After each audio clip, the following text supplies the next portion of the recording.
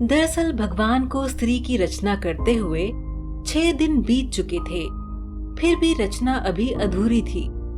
ये देख देवदूतों ने भगवान से पूछा कि हे भगवान, स्त्री की रचना करने में आपको इतना ज्यादा वक्त क्यों लग रहा है? तो भगवान ने जवाब दिया, क्या तुमने इसके सभी गुण देखे हैं? ये मेरी वो रचना है जो हर हालत में डटी रहेगी, स्थिति चाहे कैसी भी हो। ये सबको खुश रखेगी, अपने परिवार और सब बच्चों को एक सा प्यार देगी।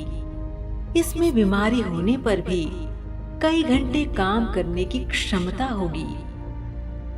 स्वागत है दोस्तों आपका हमारे चैनल समय चक्र में। भगवान की बातें सुनकर देवदूत हैरान रह गए और पूछने लगे कि क्या ये अपने दोनों हाथों से इतना कुछ कर सकती है? भगवान ने जवाब दिया, बिल्कुल, इसलिए तो ये मेरी सबसे अद्भुत रचना कहलाएगी।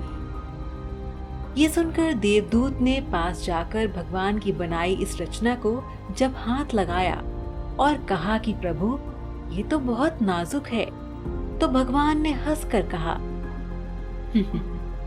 ये बाहर से नाजुक जरूर है, पर अंदर से उतनी ही मजबूत है। अर्थात ये कोमल है पर कमजोर नहीं।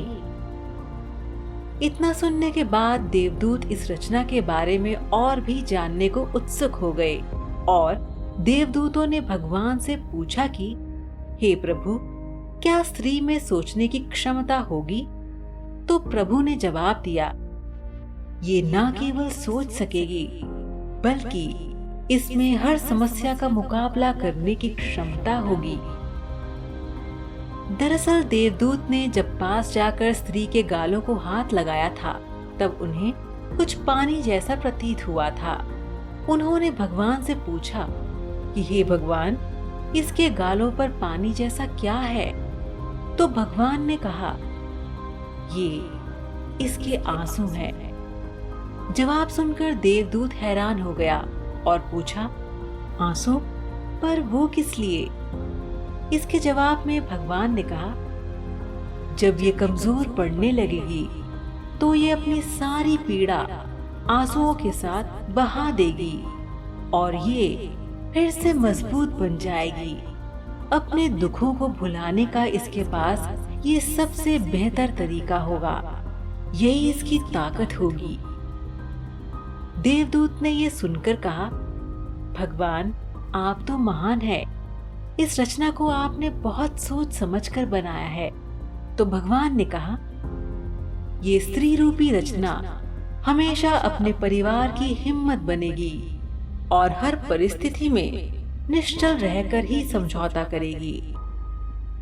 तब देवदूतों ने कहा, भगवान, आपकी रचना संपूर्ण है।